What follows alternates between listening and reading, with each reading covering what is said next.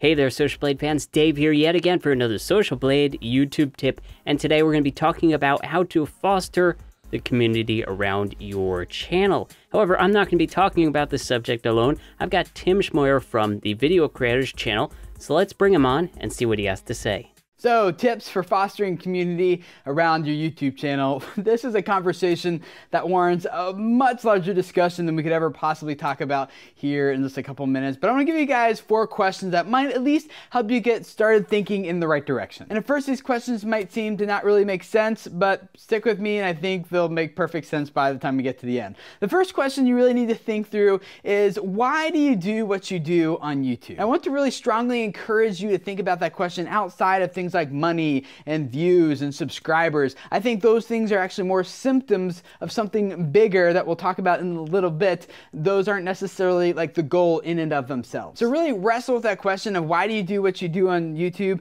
and then take it like a level deeper, and that's the second question, is ask, what do I believe that's really motivating what I'm doing here? Like, what's really driving your why behind what you're doing here on YouTube? I think it's really important to be honest about the answers that you come up with both of those questions, because the strongest communities, whether it's online or offline, revolve around a shared common belief. Some examples of that are really obvious, right? Like, there's a lot of communities that revolve around what someone believes about the environment or about the government or our economy or what they believe about themselves. And so for you to be the leader of an online community on your YouTube channel, you really have to know what you believe and why, which then leads us to the third question you need to ask, is how then do I integrate that belief into my video content? Because here's the thing, people who might not normally be interested in your actual content, whether you are a gamer or a vlogger or whatever the case may be, they might not be interested in that, but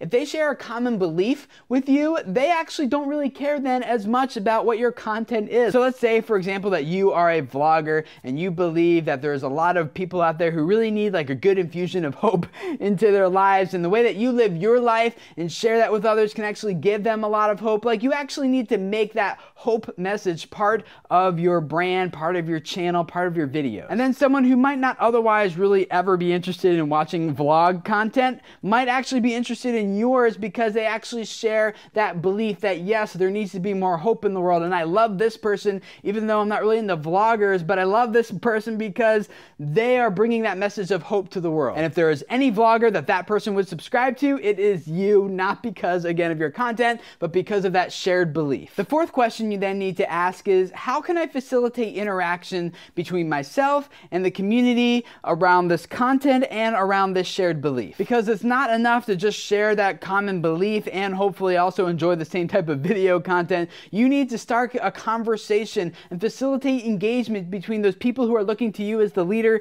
of this community and the people themselves. And when that happens, your YouTube channel is no longer you just talking to an individual, but it's you talking to a group of people, and then you doing your best to get all those people who are looking at you to then turn and also look at each other. And the better you can do to get these people to start looking at each other, interacting with each other, supporting each other, the stronger your community will become. Maybe an example that will make this a little bit more tangible for you is on my channel at Video Creators. I believe that every creator here on YouTube has both the tremendous privilege and opportunity to speak into the lives of people who are watching their videos. Viewers and subscribers aren't just analytics and statistics to acquire, but each viewer and every subscriber represents a person who is giving you the opportunity to say, hey, I'm listening to whatever you have to say, and the question is, what are you going to do with that opportunity? And I believe that there are many of you creators out there who have messages that could potentially change people's lives if those people could just find and discover and hear what you have to say. And so that's why my channel revolves around mastering the YouTube platform and learning how to spread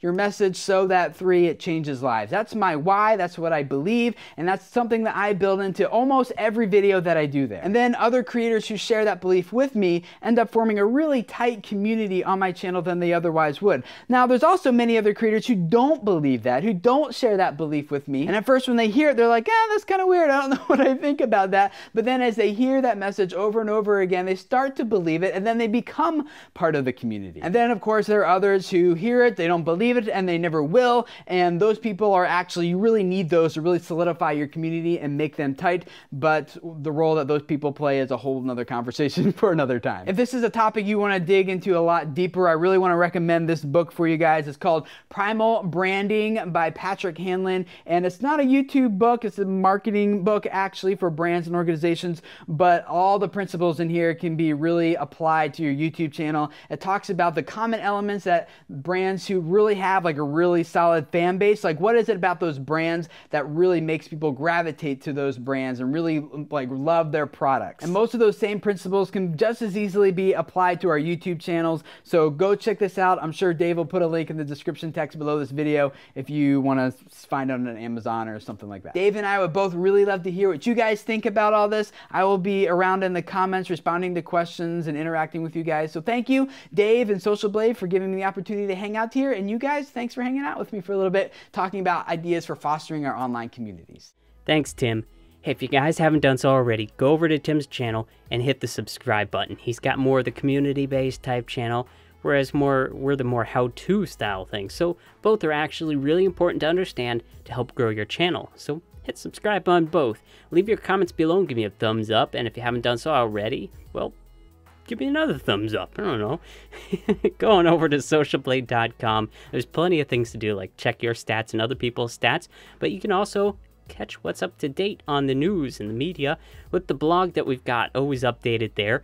We've got the chat room and the forums so you can collaborate with other members, and you know, it's pretty cool. So check it all out, socialblade.com. I'm Dave, and this has been another Social Blade YouTube tip. Thanks for watching, and I'll see you next time.